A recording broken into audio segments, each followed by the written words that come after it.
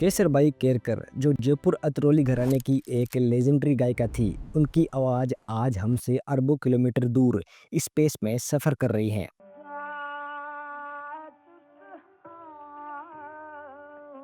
NASA ने उनके एक गाने को अपने इंटरस्टेलर स्पेसक्राफ्ट वॉयेजर के गोल्डन रिकॉर्ड में शामिल किया था। इस डिस्क में सिर्फ उनका ही सॉन्ग नहीं, बल्कि दुनिया भर से 26 और गाने और कुछ इमेजेस को लेकर एक पूरी डिस्क तैयार की गई थी और इस डिस्क को डीप स्पेस में भेज दिया गया। बट सवाल ये है कि नासा ने ऐसा किया ही क्यों? नमस्कार दोस्तों, कॉन्साइंस की आज के इस एपिसोड में हम इसी टॉपिक पर बात करने वाले हैं। आज से 40 से 45 साल पहले नासा ने वॉयेजर स्पेसक्राफ्ट को लॉन्च किया था और आज ये स्पेसक्राफ्ट हमसे 2400 करोड़ किलोमीटर दूर है और ये हमारे सोलर सिस्टम को पार करके इंटरस्टेलर स्पेस में पहुंच चुका है। ये इतनी दूर है कि वहां से भेजा गया एक सिग्नल भी हम तक 22 घंटे बाद पहुंचता है और इसी स्पेसक्राफ्ट में लगा है गोल्डन रिकॉर्ड, जो कि गोल्ड की बनी एक डिस्क है जिसमें यूनिवर्स की दूसरी सभ्यताओं के लिए कुछ मैसेजेस हैं। ये सिर्फ एक मैसेज ही नहीं, ये एक टाइम कैप्सूल भी है। शायद अरबों सालों बाद ये इस बात का इकलौता सबूत होगा कि कभी इंसान मौजूद थे। ये हमारी आवाज़ है, हमारा चेहरा और शायद हमारी लास्ट सेल्फी। कहानी शुरू होती है 1970 के दशक में। नासा के वैज्ञानिक ने देखा कि हमारे सौर मंडल के 4 सबसे बड़े और सबसे बाहरी ग्रह जुपिटर, सैटर्न, यूरेनस और नेपच्यून एक खास सीध में आ रहे हैं।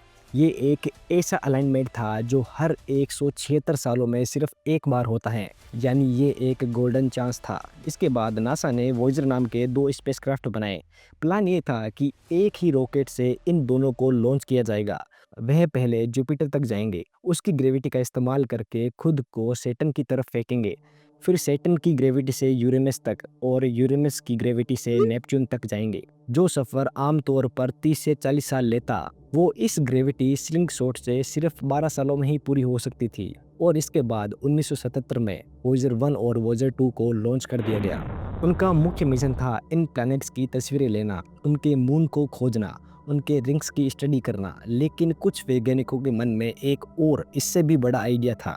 इस आइडिया के पीछे थे महान एस्ट्रोनॉमर और scientist Carl Sagan. Carl Sagan ने सोचा कि ये दोनों यान अपनी मिशन को पूरा करने के बाद भी रुकेंगे नहीं, ये सौर मंडल से बाहर निकलते जाएंगे।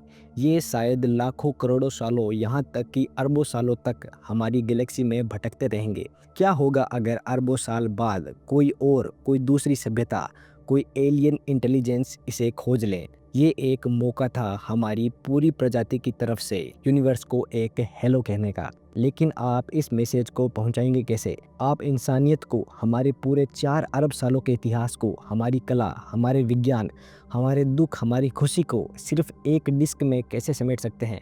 ये एक इम्पॉसिबल काम था।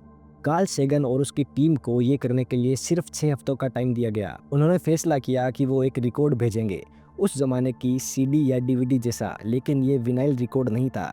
ये 12 इंच की एक गोल्ड प्लेटेड कॉपर डिस्क थी। बट ये सोने की क्यों बनाई गई थी? क्योंकि सोना एक नोबल मेटल है, ये आसानी से ख़राब नहीं होता।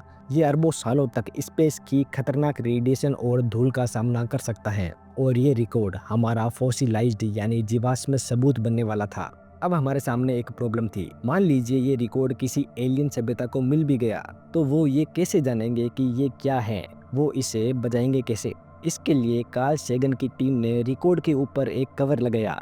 ये कवर एक यूज़र मैनुअल था जो तस्वीरों में बनाया गया था। इस कवर पर कुछ बेहद चालाक सिंबल बनाए गए थे। पहला सिंबल था हाइड्रोजन एटम। हाइड्रोजन ब्रह्मांड का सबसे आम एलिमेंट है। उसके एटम का बर्ताव हर जगह एक जैसा है। वैज्ञानिकों ने हाइड्रोजन के एक खास बर्ताव को टाइम की एक यूनिट के तौर पर इस्तेमाल किया, एक टिक टिक की तरह। इसी हाइड्रोजन टाइम का इस्तेमाल करके उन्होंने रिकॉर्ड के कवर पर यह बताया कि इस डिस्क को कितना तेजी से घुमाना है, 16 एंड 2/3 आरपीएम की स्पीड पर। उन्होंने एक तस्वीर बनाई जिसमें एक सुई डिस्क पर रखी है, जिससे पता चलता है कि इसे प्ले करना है। लेकिन सबसे ज़रूरी और शायद सबसे खतरनाक चीज़, कवर पर 14 लाइनों वाला एक मैप था। ये मैप एक पल्सर मैप था। पल्सर वो तार होते हैं जो बहुत ही तेज़ी से घूमते हैं और एक फिक्स टाइम पर रेडियो सिग्नल भेजते हैं। ये 14 लाइनें यूनिवर्स में 14 अलग अलग पल्सर से हमारे सूरज की लोकेशन बता रही थी। ये सचमुच हमारे घर का पता था और ये एक जुआ था। कुछ लोगों ने कहा कि ये बहुत ही ज़्यादा खतरनाक है। आप किसी अनजान खतरे को अपने घर का पता क्यों दे रहे हैं?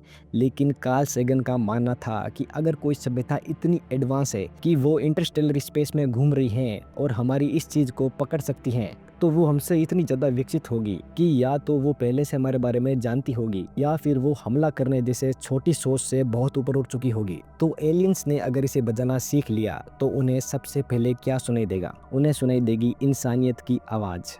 टीम ने फैसला किया कि वो 55 अलग-अलग भाषाओं में नमस्ते या स्वागत के मैसेज रिकॉर्ड करेंगे। हिंदी में जो मैसेज रिकॉर्ड किया गया था वो था, धरती के वासियों की तरफ से नमस्कार। इसमें प्राचीन भाषाएं थी जैसे संस्कृत, लैटिन और मॉडर्न भाषाएं भी, जिसमें हिंदी भी थी। इसमें तेलुगु, उर्दू, बंगाली, पंजाबी, दुनिया की हर बड़ी भाषा थी। अंग्रेजी में जो मैसेज था वो कार्ल सेगन के बेटे ने रिकॉर्ड किया था। Hello from the children of planet Earth.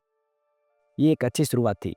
55 अभिवादनों के बाद शुरू होता है साउंड ऑफ अर्थ का एक 12 मिनट का सेक्शन। ये इस पूरे रिकॉर्ड की शायद सबसे इमोशनल चीज़ है। इसमें आवाज़ें हैं बारिश की, हवा की, समंदर की लहरों की, एक ज्वालामुखी के फटने की। इसमें एक माँ को अपने बच्चे को शांत कराने की आवाज़ है। उसके बाद टीम को एक न्यू आइडिया आया कि हमें सिर्फ बाहरी दुनिया की आवाज़ें नहीं बल्कि इंसानों के अंदर की आवाज़ें भी भेजनी चाहिए। उन्होंने एक ईकेजी मशीन पर अपनी धड़कन और अपने दिमाग की तरंगों को रिकॉर्ड करवाया और इन सब को उस डिस्क में स्टोर कर दिया। अब आवाज़ों के बाद बारी थी सॉन्ग्स की। 90 मिनट का सॉन्ग। लेकिन आप पूरी दुनिया के इतने लंबे चौड़े इतिहास में से 90 मिनट कैसे चुनेंगे? ये बहुत ही मुश्किल टास्क था। टीम ने तय किया कि वो किसी एक देश का नहीं बल्कि पूरी दुनिया का संगीत भेजेंगे।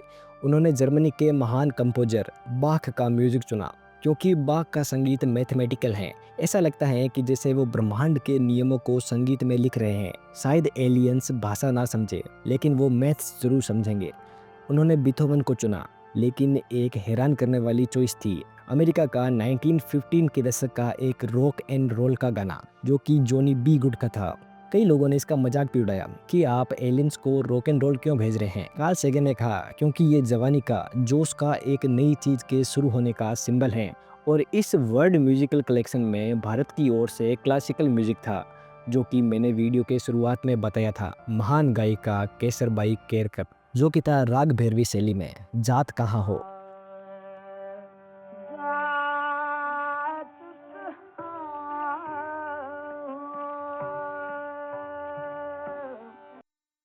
ये वो सॉन्ग था जो हमारी तरफ से यूनिवर्स को भेजा गया था। सॉन्ग के बाद बारी थी इमेजेस की।